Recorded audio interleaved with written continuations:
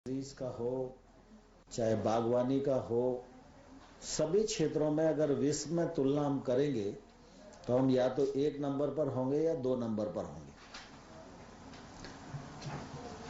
आज की परिस्थितियों में जब फसल के प्रबंधन की दृष्टि से हम सोचते हैं तो निश्चित रूप से हमको फसल के विविधीकरण पर भी सोचना है, पानी की बचत हो, लागत की कमी आए, किसान महंगी फसलों की ओर आकर्षित हो, फसल का प्रोसेसिंग हो सके, किसान को उसका दाम वाजिब रूप में मिल सके,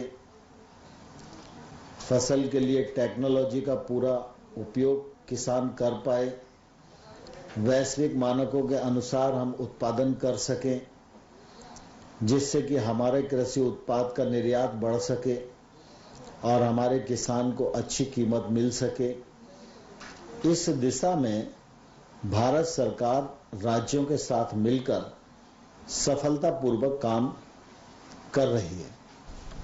इस दिशा में चाहे एमएसपी को बढ़ाने का विषय हो, चाहे 10,000 एफपीओ नए बनाने का विषय हो, चाहे कृषि के क्षेत्र में या सहायक जो काम धंधे हैं उनके क्षेत्र में अगर हम देखें तो लगभग 1.5 लाख करोड़ रुपए का जो आत्मनिर्भर पैकेज है उसका भी लाभ इस पूरे क्षेत्र को मिलने वाला है। इसके कारण किसान की दिशा भी बदलने वाली है और किसान की दशा भी बदलने वाली है। लेकिन हम सब जानते हैं कि किसानी के क्षेत्र में सरकार कितनी भी मदद करे, सरकार कितनी भी अच्छी नीतियां बनाए, सब्सिडी दे, टेक्नोलॉजी दे, समग्र सुविधाओं से युक्त किसानों को बनाने के बाद भी किसानी का क्षेत्र एक ऐसा क्षेत्र है जिसको प्राकृतिक आपदा पर अवलंबित रहना ही पड़ता है। सब कुछ अच्छा करने के बाद भी अगर प्रकृति की नाराजगी है तो उसका नुकसान किसान को होता है। तो केंद्रीय कृषि मंत्री नरेंद्र सिंह तोमर को आपने सुना। नरेंद्र सिंह तोमर यहां संबोधन कर रहे थे। नरेंद्र सिंह तोमर यहां तमाम देशवासियों तक कृषि कानूनों के बारे में जानकारी देते हुए नजर आ रहे थे। उन्होंने कहा कि जब भी प्राकृतिक आपदाएं आती हैं तो किसानों की जो आवक है वो बाधित होती ही है, लेकिन सरकार की ओर से पूरी कोशिश की जा रही है कि किसानों की फसलों का जो उचित दाम है वो उन्हें दिया जाए। तो केंद्रीय कृषि मंत्री नरेंद्र सिंह तोमर को सुना, जो कि थोड़ी देर पहले ये किसानों को कहते हुए नजर आ रहे थे कि प्राकृतिक आपदाएं तब आती हैं तो कहीं ना कहीं इनसे खेती किसानी पर प्रभाव जरूर पड़ता है, लेकिन बात अगर सरकार के रवैये की करे तो सरकार किसानों को एमएसपी बरकरार रहने का आश्वासन देती है।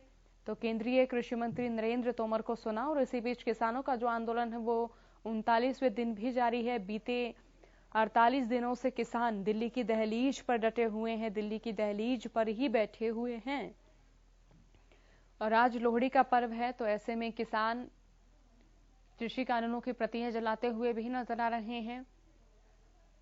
किसानों का यही कहना है कि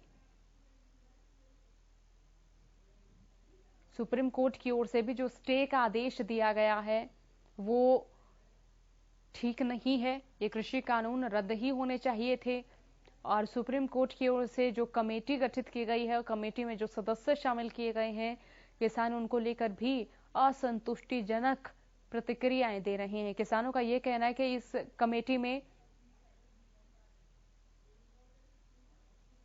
संशोधन किया गया, पूर्वोत्तर राज्यों के लिए, हिमालयन स्टेट के लिए 90-10 का मानदंड रखा।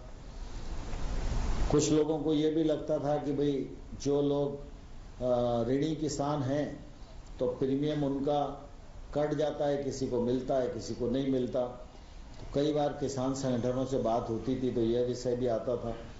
तो प्रधानमंत्री फसल बीमा योजना को स्वैच्छिक भी बनाया गया, टेक्नोलॉजी से भी जोड़ा गया। और मुझे कहते हुए प्रसन्नता है कि आज प्रधानमंत्री फसल बीमा योजना ये किसानों के लिए प्रतिकूल प्राकृतिक परिस्थितियों में एक बड़ा सुरक्षा कवच है, जिसका लाभ देश भर में किसानों को मिल रहा है। क्रॉप इंश्योरेंस ऐप के माध्यम से भी यह सुविधा किसानों को प्रदान की गई है कि वो अपनी स्थिति को कभी भी देख सकें, जांच सकें, किसानों के भुगतान ठीक समय पर हो सके, राज्यों का केंद्र का काम कम हो सके और ईमानदारी से पूरे पारदर्शी ढंग से उनके नुकसान का मूल्यांकन किया जा सके।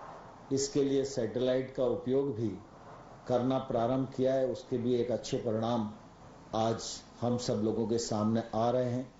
अभी तक इस योजना में 25 करोड़ से अधिक किसान बीमित हो चुके हैं। प्रतिवर्ष लगभग 5 करोड़ किसान नए जुड़ रहे हैं। और अभी तक अगर हम देखेंगे तो लगभग 14 से लेकर 19 के बीच में 16,000 करोड़ रुपया किसानों का प्रीमियम के रूप में जमा हुआ और उसके विरुद्ध उनके नुकसान की जो भरपाई है वो 86,000 करोड़ रुपया देकर की गई। और अभी तक अगर हम देखेंगे तो 90,000 करोड़ रुपया किसानों को नुकसान की भरपाई के रूप में दिए जा चुके हैं। यह एक शुभ संकेत है। लेकिन हम सब इस बात को भलीभांति जानते हैं कि जो इतनी बड़ी और व्यापक योजना होती है तो उसमें काम करने के लिए हमेशा बहुत बड़ी गुंजाइश दिखाई देती रहती है। आज भी कई बार प्रधानमंत्री फसल बीमा योजना पर चर्चा करते हैं तो कई चीजें सामने आती हैं। उस मामले में मेरा सभी राज्यों को इस अवसर पर यही अनुरोध है कि हम सब लोग बीमा योजना को जितना उत्तम और जितना सुविधाजनक और जितना सस्ता बनाने की इच्छा रखते हैं और जिस प्रकार की किसान की अपेक्षा सरकारों से रहती है, यह तभी संभव हो पाएगा जब हमारी कोशिश हो कि देश का हर किसान इस योजना के कवर में आ पाए। अभी भी कई बार जब फसल का नुकसान हो जाता है, हम जैसे लोग क्षेत्र में जाते हैं तो उस समय किसान बोलता है कि हमको भी मुआवजा मिलना चाहिए, लेकिन वह किसान बीमित होता ही नहीं तो उसको मुआवजा नहीं मिल पाता। जब पड़ोस के व्यक्ति को मिल जाता है तो उसको बड़ा दुख भी होता है, लेकिन वो जागरूकता की कमी के कारण बीमित होने की जो उसकी ललक होनी चाहिए उस दिशा में आगे नहीं बढ़ पाता। यद्यपि कंपनियों को यह कहा गया है कि कुछ अंश वो जागरूकता अभियान के लिए, प्रचार के लिए निर्धारित करें। मैंने देखा है कई बार कुछ कंपनियों के विज्ञापन तो आते हैं, लेकिन मैं समझता हूं कि विज्ञापन से ही काम नहीं चलेगा और इसलिए अगर कंपनीज के भी लोग यहां हों तो इस दिशा में उन्हें विचार करना चाहिए कि ग्रामीण क्षेत्र में कैंप लगाकर जब तक हम कृषि विभाग के अमले के साथ लोगों को जागरूक नहीं करेंगे, तब तक आम किसान तक प्रधानमंत्री फसल बीमा योजना की पहुंच नहीं बनेगी। विज्ञापन आता है, हम लोग पढ़ते हैं, लेकिन विज्ञापन बहुत ही दूरस्थ गांव में कभी भी नहीं पहुंचता, क्योंकि किसी भी अखबार की पहुंच कस्बा से नीचे नहीं है। और बहुत सारे अखबार ऐसे भी हैं कि अखबार के किसी पेज पर विज्ञापन छपता है, वो पेज ग्रामीण क्षेत्र में जाता ही नहीं है। तो इसलिए विज्ञापन के पैसे भी जाते हैं और विज्ञापन का जो लाभ योजना के प्रचार को मिलना चाहिए उससे भी हम वंचित रहते हैं। और इसलिए राज्यों को ये चाहिए कि जो कंपनियां टेंडर में पार्टिसिपेट कर रही हैं उनके साथ बैठकर हर किसान बीमा योजना के संपर्क में आवे, उसकी तरफ आकर्षित होवे, इस दृष्टि से एक निश्चित रोड मैप हमको कंपनियों के साथ मिलकर बनाना चाहिए और कृषि विभाग का जो अमला है वो भी उनके साथ रहे। हर जिले में केवीकेस हैं, उनका भी वो योगदान ले सकते हैं और स्वयंसेवी और स्वशासी संस्थाएं बहुत सारी जिलों में काम करती हैं जिनका इस दिशा में उपयोग हो सकता है। हम चाहें तो कृषि विभाग की 2-3 योजनाओं के लिए एक कैंपेन जोड़कर भी चला सकते हैं, लेकिन कोशिश ये होनी चाहिए कि फसल बीमा योजना के प्रति हर व्यक्ति जागरूक रहे। वैसे तो ईश्वर से हमेशा ये कामना करनी चाहिए कि बीमा तो हर आदमी कराए, लेकिन बीमा का जो भुगतान है वो मिले, इसकी ईश्वर कभी किसान के समक्ष नौबत ही ना आने दे। लेकिन कभी कभी ऐसी भी परिस्थिति होगी कि अगर नौबत आती है तो किसान इस सुरक्षा कवच का इस्तेमाल करके अपने आप को बचा सके और अपने नुकसान की भरपाई कर सके।